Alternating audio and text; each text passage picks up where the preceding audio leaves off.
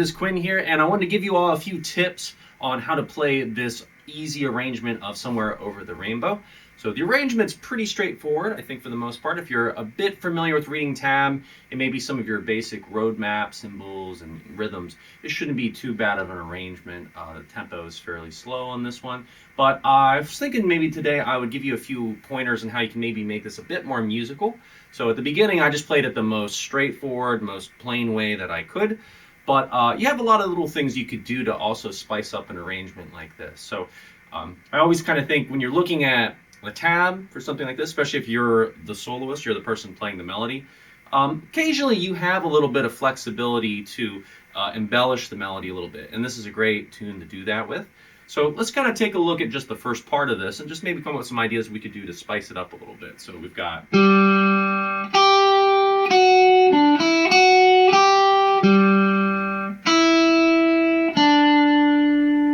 So some little things I could do, just like adding a bit of vibrato to everything. And it doesn't always have to be like a bent vibrato. Sometimes you could do a classical style vibrato. So if I'm just holding onto a note, if I wiggle my finger kind of vertically on the neck, I get a very, very light, very subtle vibrato that we use in classical guitar.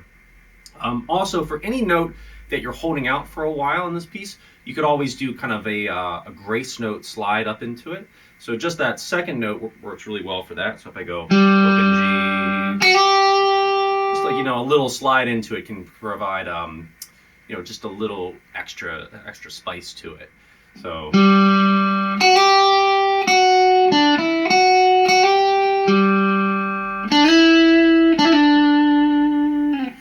Two things I did right there. In any of the open notes in this arrangement could also be substituted out for a fretted note.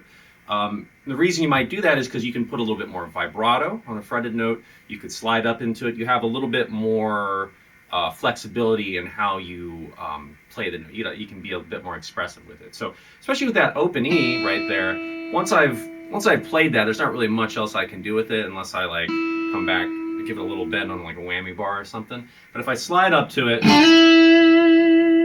can put a little bit of vibrato on it just to give it a little bit more of a vocal quality to it. So,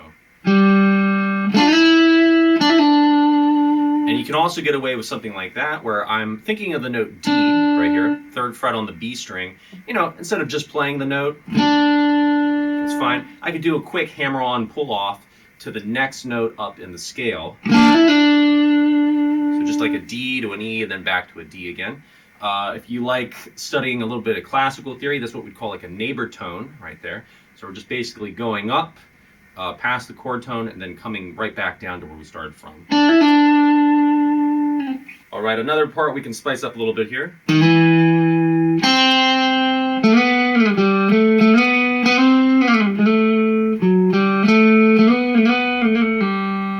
Okay, a couple little moves that we could do right there. So starting off on E, C.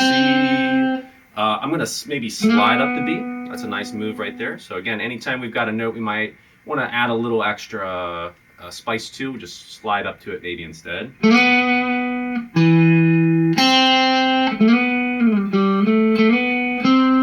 Notice also I'm kind of sliding off the notes a little bit too.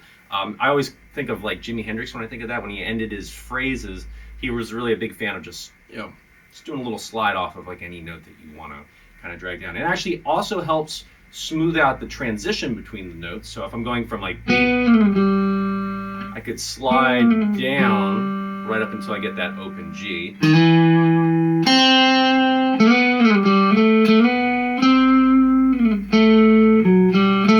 then here's this really cool bit at the end. And that's totally extra right there, but that's almost like a little Derek Trucks move right there. And that's kind of like a little bluesy move. So when we get to that, the second of the key we're in, so this is the note A, a cool bluesy move is just to slide up a half step and back down. Okay? And if you wanted to lean a little bit into a bluesy sound with this, that's something you could do with it. I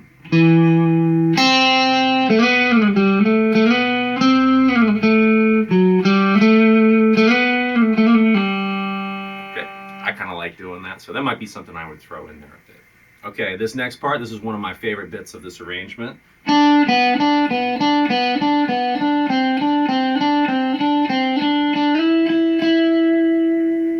So just a little thing we can do right there.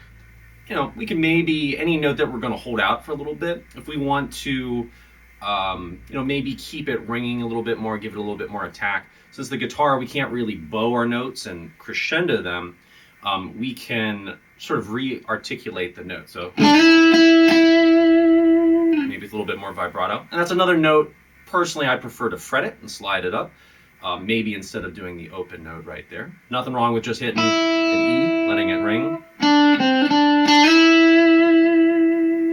But you get a little bit more sustain when you slide up to it and give it a bit of vibrato. So that's an option you'd have for spicing it up a little bit. All right, here's another part that I think is kind of cool. This is when we start to get this little chromatic note in the melody.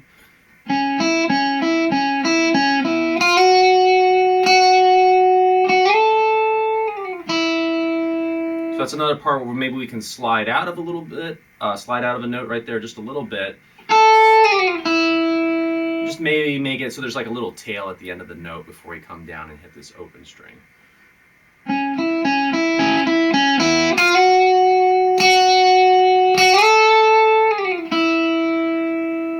And then back over to our open G. It's kind of our tonic note. Now, if I did choose to play some of the open notes instead of fretting them, some things you could do are let some of the notes ring together. So let's say I wanted to go.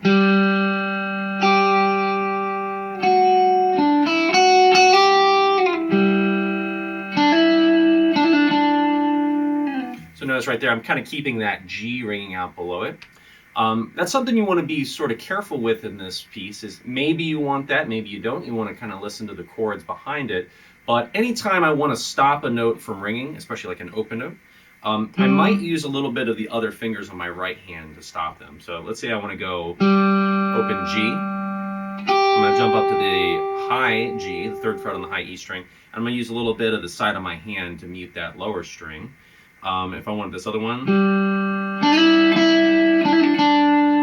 you know, let's say I want that open G to drop off, do the same thing. Use a little bit of my thumb to stop that open G right as I slide up and play that high E right there.